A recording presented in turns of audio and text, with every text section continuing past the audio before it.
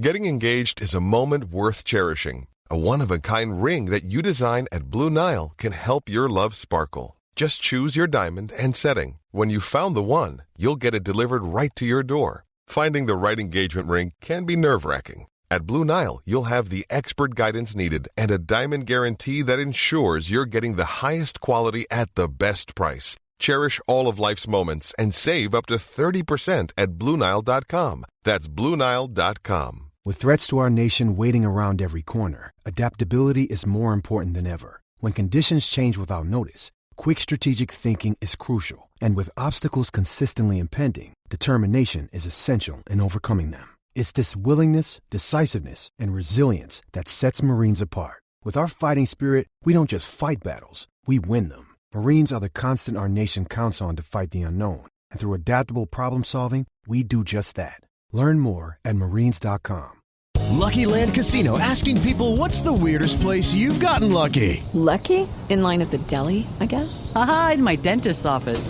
More than once, actually. Do I have to say? Yes, you do. In the car before my kids' PTA meeting. Really? Yes. Excuse me, what's the weirdest place you've gotten lucky? I never win and tell. Well, there you have it. You can get lucky anywhere, playing at LuckyLandSlots.com. Play for free right now. Are you feeling lucky? No purchase necessary. Void where prohibited by law. 18 plus. Terms and conditions apply. See website for details.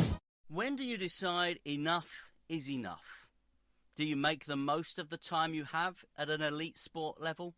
These are the main topics on Anything But Footy this week. I'm Michael. I'm John. We'll speak to one of the British team hoping for medals at the second ever European Games, British success in the swimming pool and the white water at the World Cup in Lee Valley, and we have our own Anything But Footy Father's Day special.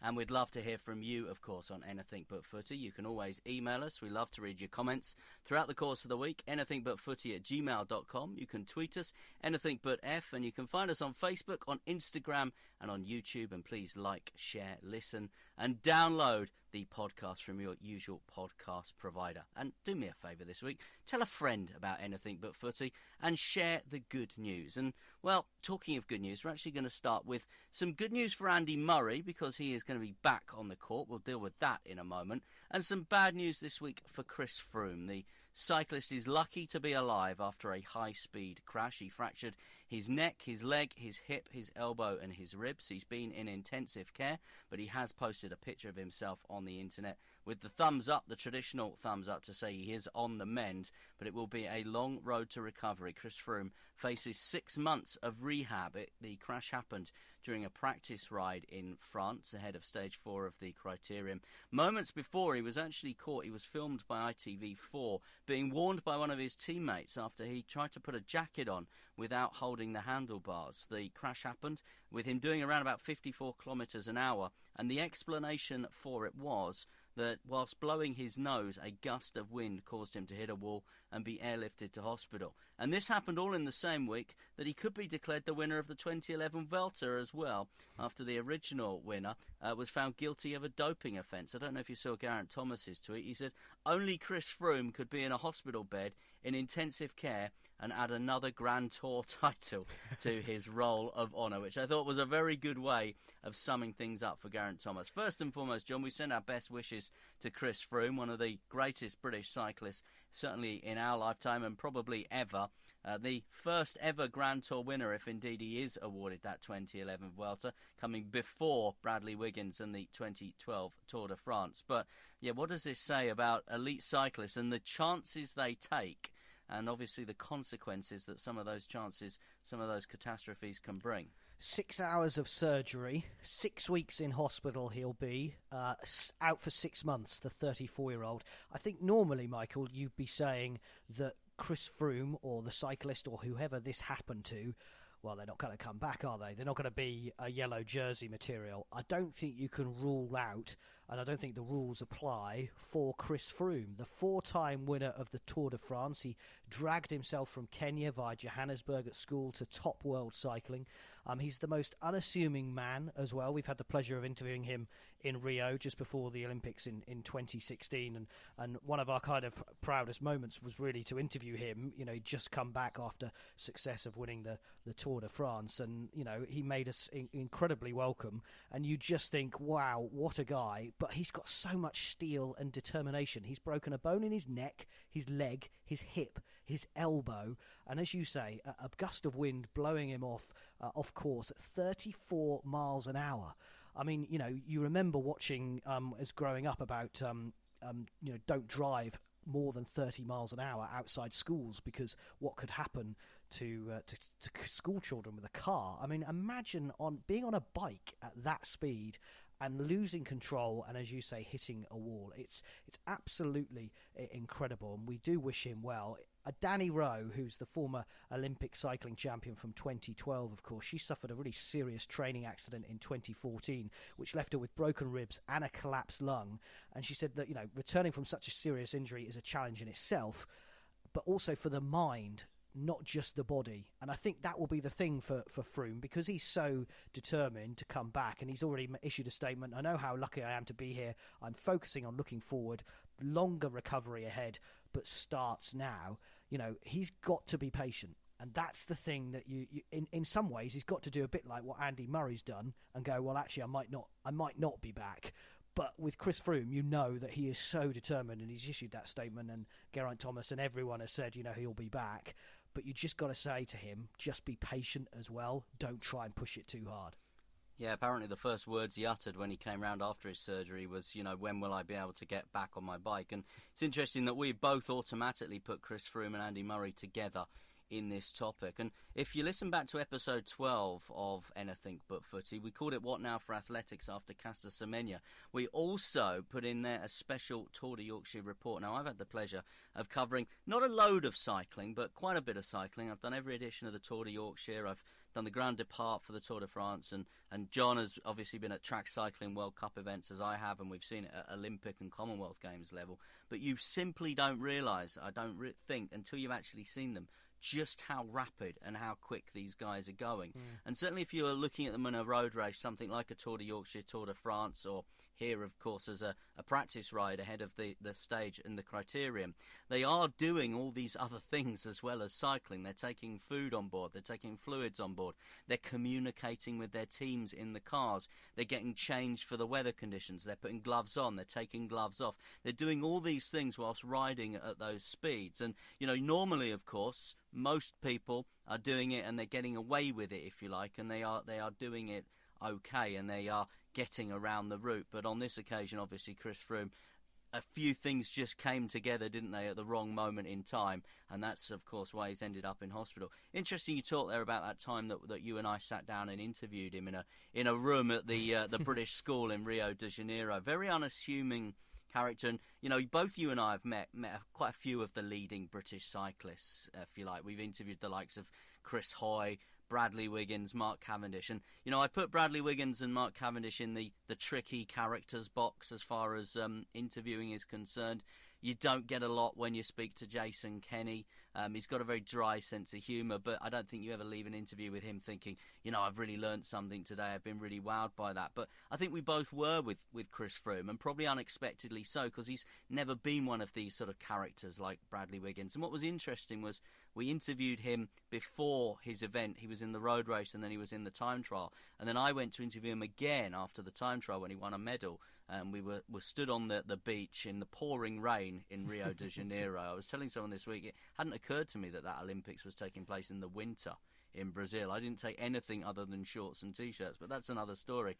and he came onto the beach, and there was 5 or 6 of us waiting to be interviewed. He just came straight over to me. He was like, "Hi, how you doing? Yeah, we met the other day. It's the radio station." He mentioned the radio station name. You know, and I didn't think we'd had a discussion at some point about being away from families and stuff, and that was the kind of level of small talk that we had. I've never had that level of small talk with the likes of Mark Cavendish or Bradley Wiggins and others. So, you know, I do think he is, for all his success, he's probably never quite achieved that level of fame, if you like, with the British public, has he? Certainly not the level of fame that Mark Cavendish and Bradley Wiggins have had. But the success he's had, you just can't argue. And then, as we said, it looks like he's going to have another Grand Tour, another Vuelta there as well coming up. talking of success, someone who you shouldn't ever write off, and I mentioned him, is Andy Murray. And, you know, Michael, we haven't really talked about Andy Murray, amazingly, on Anything But Footy, because he actually kind of broke down in tears and announced at the Australian Open earlier on this year that he couldn't really go on anymore.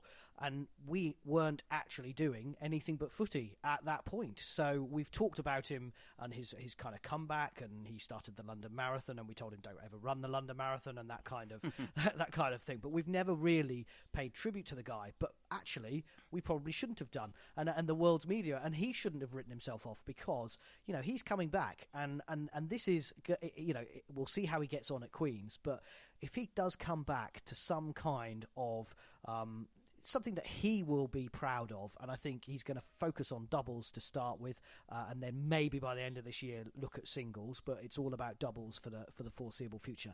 I mean, this will be a story and a half, and will add to his double Olympic gold medals, his 3-time Grand Slams, 2 at Wimbledon, of course the first Brit to win, the British man to win Wimbledon since in 77 years. So, you know, it will be another great story for Sir Andy Murray. But, you know, I was doing a bit of looking back on this. He was struggling at Wimbledon when I first went to cover Wimbledon a couple of years ago for the radio station LBC, and it was the first time I'd done it, and it was 2017. And I can remember, you know, he lost to Sam Querrey, and he was saying that his hip has been causing him problems, and, you know, he had it since he was a child. I can remember seeing him at the All England Club in practice, because the outside courts at Wimbledon in the week in leading up to the All England Championships, they use those courts to practice, and I literally sat and watched him with his then coach Ivan Lendl, and he was in pain then. He was still hobbling even before he was then about to go in and try and defend his Wimbledon title, because of course he'd won it in 2016. And you know, it was amazing to see that, and that was coming up to 2 years ago.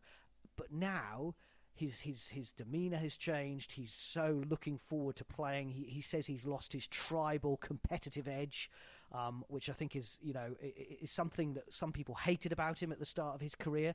You know, he would be so angry and so determined that he didn't quite channel it the right way.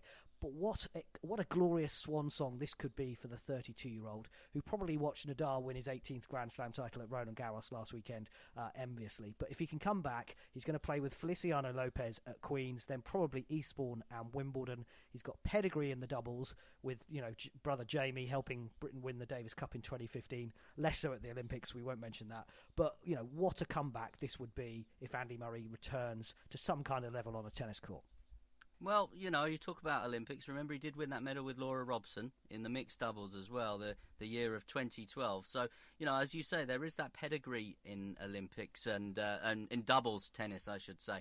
And I just think at 32 years of age, I mean, not everyone is Roger Federer. Not everyone can keep on going, winning titles, big titles year after year. He was probably heading towards the swan song of his career anyway. And I wonder whether, a little bit like Martina Navratilova back in the day, going and attempting now to win some doubles tournaments might just be a way of lengthening his career on court. And I've said it before on a previous episode of Anything But Footy, but I think Andy Murray has so much to offer the sport, not just the sport of tennis, but sport generally. I really do think all the things that he's said and done, his mature approach, and I know there's been some very sort of highly publicised moments, but sticking up for women's tennis particularly, I think has been something that has shown Andy Murray will be potentially a great statesman for his sport. And I hope he chooses to go down that route, you know, whether that is coaching, whether that is grassroots initiatives, whether that is taking a leading role at the LTA. I hope he goes down that route and he doesn't just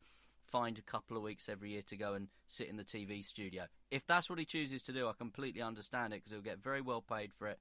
He's worked incredibly hard in his career. He's got a young family now, and he deserves to enjoy that time. But I really do think he and the work that his mother, Judy Murray's been doing as well in grassroots initiatives, I really do think he's got a tremendous amount to offer once he holds his racket up or hangs his racket up. But I do think now, by maybe turning his attention towards doubles, maybe teaming up with his brother again, maybe he has got a great opportunity to win a few more titles and add to those singles titles. Realistically, honestly, though, whereas I can see Chris Froome being back on top of a podium in something like a Tour de France or a Giro, I can't see Andy Murray lifting a Wimbledon trophy again. You might disagree. My personal opinion is I don't think he will get back to that level as a singles player. By the way, I agree with Boris Becker, who said this week it was time for the under-28s to step up and win the men's titles.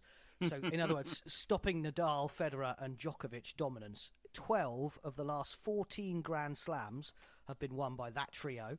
And since Murray at Wimbledon 2016 and Stan Wawrinka won the US Open that year too.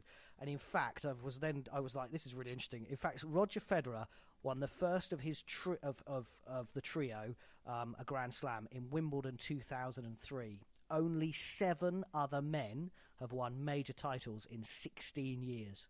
And Andy Murray's won 3 of them, and Stan Wawrinka has won 3 of them as well. So 11 of the 64 titles available were won by somebody else but that trio. 53 Grand Slams to Federer, Nadal and Djokovic. We love them, and Murray has been part of that, and Wawrinka, but we do need to see some more youngsters coming through and taking those titles. If you want to know who the 7 were, Andy Murray, Stan Wawrinka, Andy Roddick, Gaston Gaudier, Marit Safin, Juan Martin Del Potro and Marin Cilic. They're the only people who've won Grand Slam titles, men's titles, since 2003. Wow. You're listening to Anything But Footy. We'd love to hear from you. You can email us anythingbutfooty@gmail.com. Facebook, Insta, YouTube. You can tweet us Anything But F as well. Still to come, we'll be hearing from a man, a boxer, who's heading off to Minsk very shortly for the European Games. We'll round up everything that's happened in the Canoe Slalom World Cup, which has been taking place at the Lee Valley as well. But we started this episode by saying, when do you decide enough is enough? How do you make the most of the time you have? Andy Murray and Chris Froome are certainly trying to make the most of the time they had, and I think it's right and proper on Anything But Footy that we mention Gabrielle Grunewald, who's died at the age of 32. She was a US runner, described as an inspiration, and she certainly made the most of the time she had on Earth. She fought cancer for 10 years, and during that period of time she very nearly qualified for the Olympic Games in London in 2012. She was a US indoor champion, a middle distance runner who ran various distances between 800 metres and 5,000 metres. The US Olympic Committee have said, thank you for teaching us what it means to be brave and courageous. Your story and memory will inspire the Team USA family for a lifetime. Jo Pavey has also paid her tribute. The running community has lost someone very special, a truly inspiring and courageous person. Now, as well as being an elite runner at the very top end, Gabrielle Grunewald also founded a charity called Brave Like Gabe, which funded research and raised awareness of rare cancer. She continued to race throughout her treatment. She had major surgery in 2016. They removed half her liver. They left her with a very large visible scar across her tummy, but she resumed running straight after. Gabrielle Grunewald, who's died recently at the age of 32.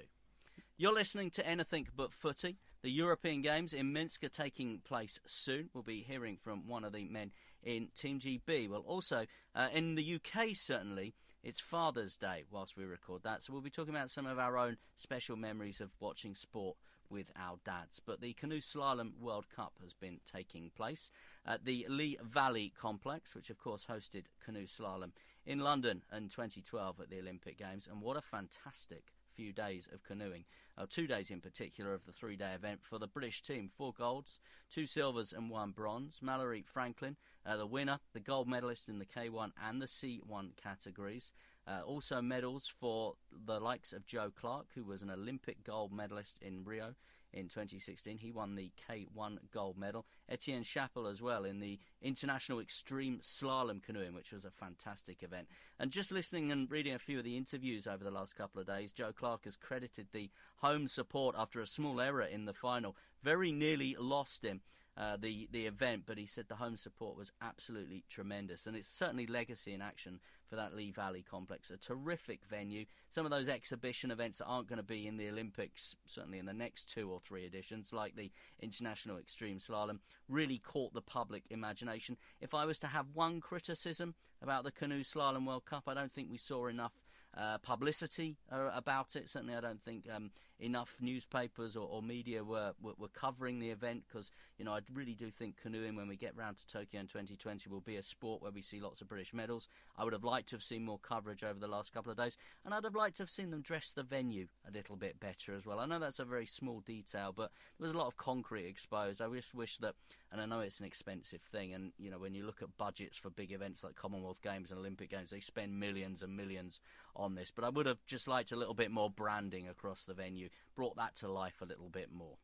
The Diamond League made its way to the famous Bislett Stadium in Oslo, the place where Steve Ovett in 1980 and then Steve Cram broke the world record for the mile. So much so it's dubbed the Dream Mile, even though no Norwegian has ever won it. So it was the final event of the night once again, with the two of the Ingebrigtsens, Jacob and Philip, lining up. Jacob, of course, the youngster, the European 1500-metre champion. The noise in the stadium had reached fever pitch after the older brother Henrik had already broken the Norwegian 3,000-metre record. And also Carsten Warholm, the world and European champion, had broke his own personal best and a European record in the 400-metre hurdles. Oslo was buzzing, but sometimes when you plan something to finish on a high, it doesn't quite work out that way. And despite the fading sun on a super night, it was Poland's Marcin Lewandowski who won it with a usual late dash down the finishing straight, denying Ingebrigtsens. British number one sprinter Reece Prescott pulled up during the men's 100 metres as well, as he targets glory at World Championships in Doha later this summer. CJ Uja was 6th in 10.18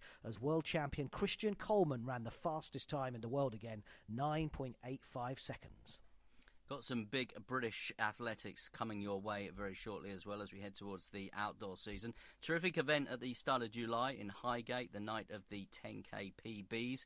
Looking forward to watching that. It's a really imaginative staging of some 10K races. Obviously, you'll have the British Championships as well, which will work, of course, as trials ahead of the World Championships. You'll have the Birmingham Diamond League meeting, and the Anniversary Games returns as well at the London Stadium. It's going to be extra special on Saturday the 20th of July for Goldie Sayers, who will finally receive her bronze medal from the Olympics in Beijing back in 2008. That was reallocated after the Russian who won the silver medal originally was disqualified for a doping offence. Fantastic the British athletics are getting behind and giving Goldie Sayers her moment in the London Stadium. I'm sure there'll be 50,000 there to hear the anthem being played, and I know both you and I have witnessed this before when athletes like Jessica Ennis-Hill have received their reallocated medals. Great that British athletics stage something. They don't just send it in the post in a jiffy bag to you.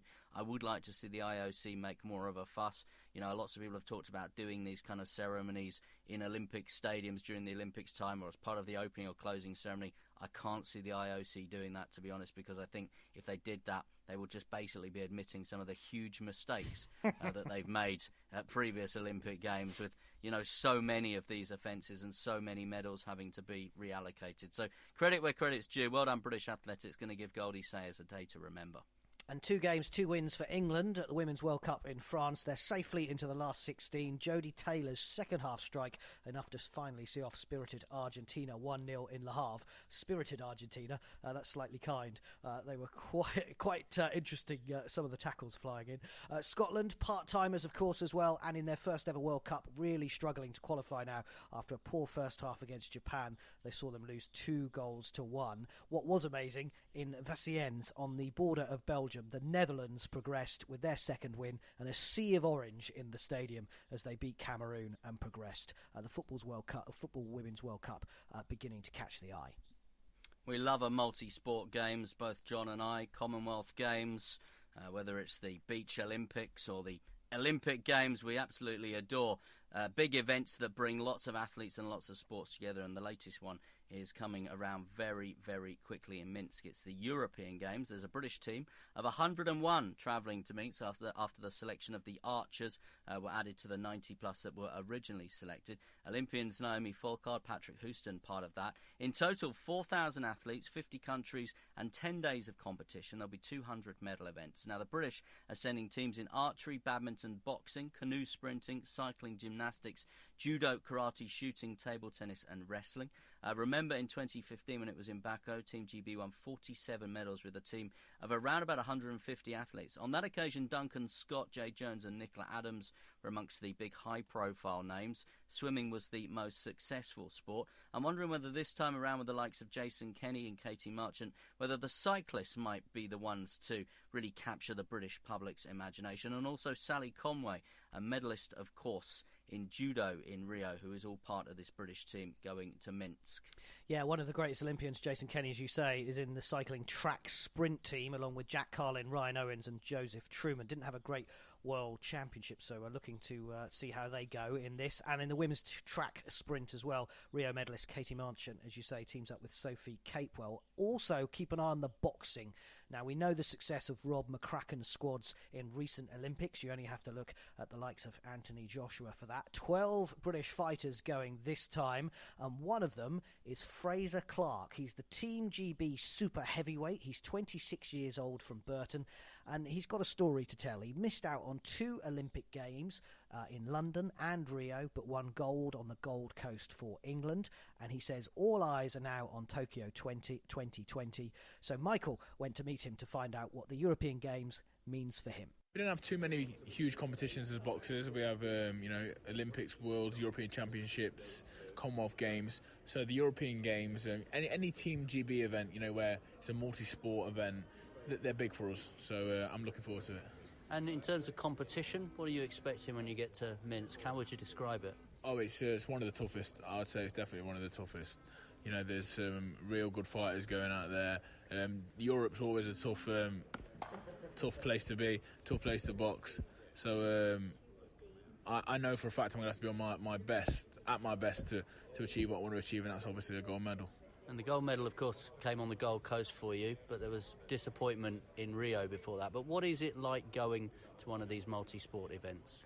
There's pressure, obviously. There's always pressure, but this is what we prepare for, and this is the field I chose, long time ago. So excitement more than anything. I'm very lucky and very privileged. I get to travel the world with a group of my best friends and do what I enjoy doing. Don't get me wrong, it's very hard. It's hard to be away from my family and stuff, but ultimately, the rewards are bigger than the upset of being away. So for moments like when my hand being raised in the Gold Coast and my hand's going to be raised in Minsk, for them moments, it's all worth it. And the European Games, it's a significant landmark, obviously, en route to Tokyo and the next Olympics.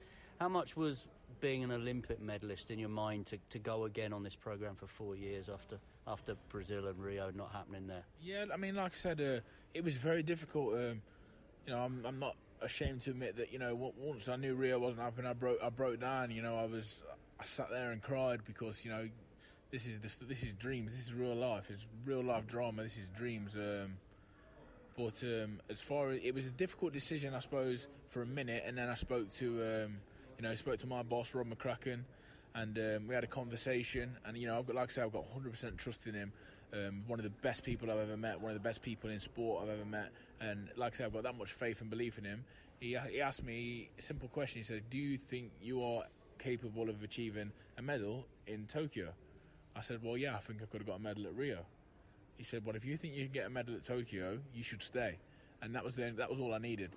I took his advice. Whatever he advised, I was going to do. If he turned around and said to me, "Right, I think it may be time to move on," I'd have gone.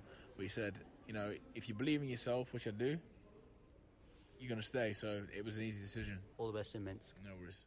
And Michael, as Frazer Clarke was saying there, he says this is a stepping stone, even for someone of Clarke's experience who's been to the Commonwealth Games. Yeah, well, I mean, I think he had the opportunity to turn pro, certainly after missing out on selection in Rio, and he sat down and had a very big conversation, as we know now, with Rob McCracken. And Rob McCracken said, "Do you think you can go and win gold in Tokyo?" He said, "I think I can."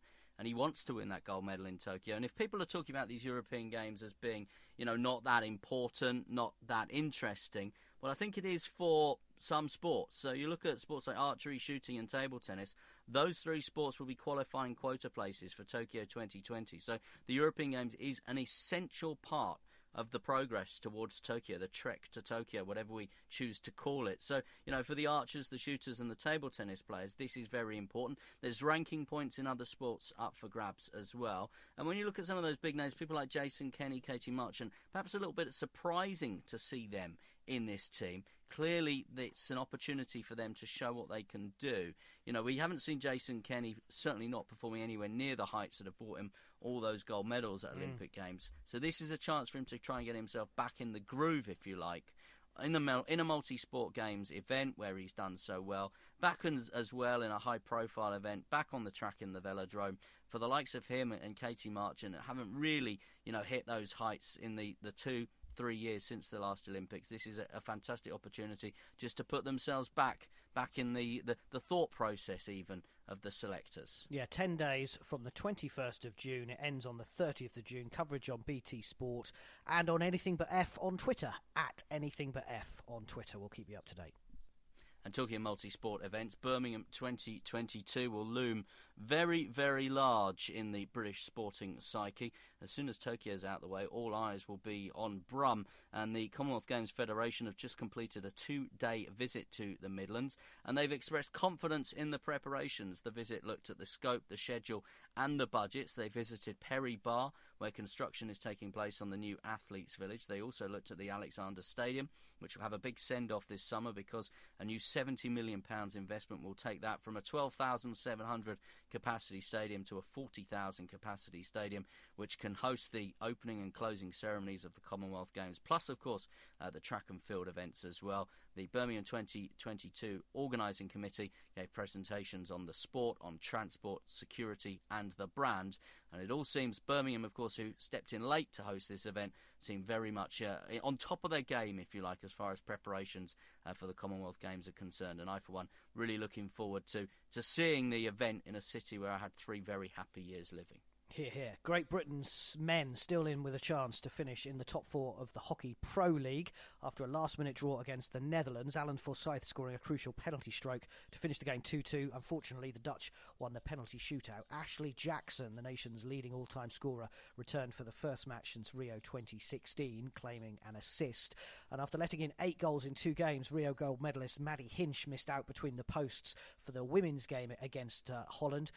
Sabi Heish returning, but they lost 1-0 to the world champions and have only won 2 of 15 Pro League matches, and as defending champions still need to qualify for Tokyo Olympics next year. Congratulations to Lizzie Deignan, who's won the 2019 Women's Tour, as we turn our attention back to cycling. It makes her the first 2-time winner of Britain's most prestigious cycle race. She was very emotional as well after taking the title. She'd been away, of course, from her daughter Orla, who she gave birth to 9 months ago. It was her first title since giving birth. She was, of course, world champion and got to wear the rainbow jersey in 2015. On the streets of London in 2012, she won a silver medal in that road race, and she's now putting herself back very much in the frame to be one of the favourites for the road race potentially in Tokyo in 2020. So well done to Lizzie Deignan. She was back on the road in the Tour de Yorkshire, did well there but without winning it, but has won that 2019 Women's Tour and did it superbly well. Huge swimming meeting in the south of France. The weather was more British than tropical, though, to be fair. It didn't put off Adam Peaty, though. A month before the World Aquatics Championships, the Olympic champion won the 100-metre breaststroke, just ahead of GB teammate James Wilby, both dipping under 59 seconds. Tom Dean, the 200-metre freestyle, James Guy, the 100-metre butterfly, and Georgia Davis, the 50-metre backstroke, also won golds. And on the second night of action, Alice Thomas, James Wilby, Duncan Scott and Ben Proud all won gold medals as well, while Peaty won another one in the 50-metre breaststroke. It was a good night. We'll round up more action, of course, from the world of Olympic and Paralympic sports shortly. We'll be talking rowing, diving, and a mention of the London Landmarks Half Marathon as well. But, you know, the great thing about doing this podcast, Anything But Footy, is when we get the statistics, the analytics that come in. It tells us how many people are downloading and listening, how many people are liking it, how long they're listening for, and where in the world they're listening to it. So if you're listening to it somewhere overseas at the moment, I know we have a very broad Team GB focus. If you're listening overseas, though, it's very nice to have you there. But here in the UK, as we record, we're celebrating Father's Day today. So I just wanted to mention a couple of sort of memories of watching sport with my dad, because I think both John and I would say it's our fathers that probably gave us our love of sport. They were probably the biggest influence as far as sport was concerned. I remember getting up in the middle of the night to watching the Los Angeles 1984 Olympics. I remember getting up in the middle of the night, my dad coming and waking me up in the middle of the night to watch 88 Seoul and the men's 100 metres final, and we all know what happened there. And my early sort of memories of going to sporting events, my dad took me to quite a bit. He used to take me horse racing quite a lot. We used to go point-to-point racing every year in our summer holidays in the Lake District. We went to a couple of big Olympic venues as well, Wembley and White City, for the dogs. Yeah, my dad used to take me greyhound racing. But I think somehow the trip to Wembley and White City maybe got me into my Olympic sport. We'd also go to Walthamstow, Milton Keynes. And as far as sort of footy was concerned, where we lived, Luton, Watford, and Tottenham. Tottenham's my dad's team, really. So we used to sort of go to Luton, to Watford, or Tottenham, depending on what we could get tickets for and what games were taking place. And one in particular, I'm just going to mention, stands out to me, and that was Ozzy Ardiles, who had a benefit game at White Hart Lane. They played Inter Milan, and Diego Maradona came and played, and it was, I think, probably the first time he'd ever played a game in England, and it was such a huge event. I remember my dad and I turning up at White Hart Lane. There were queues all around the block, and we ended up buying tickets that cost us £4. £4 at the time to go and see Diego Maradona, and he was absolutely awesome. Best player on the pitch by a long, long way. So, yeah, just some of my early sporting memories. And as I said, definitely I think it was my dad and my relationship of watching sport and going to sport that really got me into sport. So happy Father's Day, Dad. Yeah, absolutely. Lots of athletes paying tributes to theirs as well. Well done to Team GB for reminding us about Derek Redmond's dad, who helped him round the 400-metre track at Barcelona 1992 when he was injured. That was a sight to see. But as you rightly say, Michael, this is a good our podcast. It's our opportunity to thank our dads. So my dad for being as passionate about all sports and teaching me the beauty of sport, teaching me that men and women are equal. It's just as exciting watching women's sport as men's sport. I've said before that we were both born in Olympic years, so it was always meant to be. Now, my dad always told me the story that when I was born, he went home to watch Brendan Foster in the Montreal Olympics. Now, I thought that was the 10,000 metres where he won a bronze, but actually, on July the 30th, 1976, it was the 5,000 metres and he finished fifth. However, my love of athletics obviously stems from that, and I'd like to thank my dad for taking me to the Alexander Stadium in Birmingham. We've mentioned it already in this podcast, to watch my first ever athletics meeting when we lived in the Midlands. The AAA Championships, forerunner to the British Championships, sitting on the grassy bank in Birmingham. They still kind of have them, although they don't really let you sit there anymore. Watching the likes of Kathy Cook from memory. Birmingham staged the event there from 1984, and then 10 years later or so, we were back watching our first Olympic trials in 1996 before Atlanta in the main stand of the Alexander. And I'm really looking forward to taking my dad back in 2022 for the Commonwealth Games. He will laugh at this point and say, if we're spared, which is my a typical attitude from my dad. But, you know, that is the memories that I have. And Birmingham, I can't wait, as you rightly said earlier, for Commonwealth 2022. It's going to put on a show. And just to my dad, thank you. I could go on, but thank you for showing me the beauty of sport. And we have a Premier League season with Norwich City to look forward to this coming season as well. When you said you were born in an Olympic year, I presumed it was something to do with Jesse Owens. I thought you were that old. Anyway, you're listening to Anything But Footy. Still to come, we'll be talking rowing and the London Landmarks Half Marathon. But first of all, some diving news. Yeah, Olympic champion Jack Law and world champion Tom Daley will lead a 13-strong British team for the World Aquatics Championships. We've mentioned that already, in Gwangju in South Korea in July. It'll be Daley's first major championship alongside new synchro partner Matty Lee, and British champions James Heatley, Scarlett Mew Jensen and Noah Williams will also be making their first ever World Championship appearances. Good luck to all of the team. We were down at the London Landmarks Half Marathon earlier this year. Fantastic event. If you were maybe caught with the bug, captured your imagination, the ballot opens on Tuesday the 18th of June at midday if you want to take part in the next London Landmarks Half Marathon. Now, 65,000 people have already pre-registered. The capacity of the event will be 14,000, so you need to get in and hope you're successful in the ballot. Remember, the event raised £7.2 million this year for various charities. It's a fantastic event through the streets of London. All the landmarks, as you would imagine from the name, covered there: Big Ben and Buckingham Palace and all the rest of it. And if you do get in, the day you'll find out is the 27th of June, so you've got plenty of time to train. And why we do this podcast is looking ahead to Tokyo 2020, and lots of big names are coming back and gearing themselves up for it. Rio 2016 Olympic gold medalist Will Satch, MBE, and silver medalist Polly Swan will make their return to the GB rowing team as part of the strong latest World Cup squad next weekend in Poznan in Poland. That is June 21st weekend. They'll both take their place in the men's and women's second four, with Satch returning from injury and Swan back after completing her medical degree. You can get in touch with us. Email us, anythingbutfooty@gmail.com. You can tweet us, anythingbutf. You can find us on Instagram, Facebook, YouTube. And please like, share and download us from your usual podcast provider. So we started this episode by saying, when do you decide enough is enough? And for Anything But Footy in this episode, now. Sports Social Podcast Network.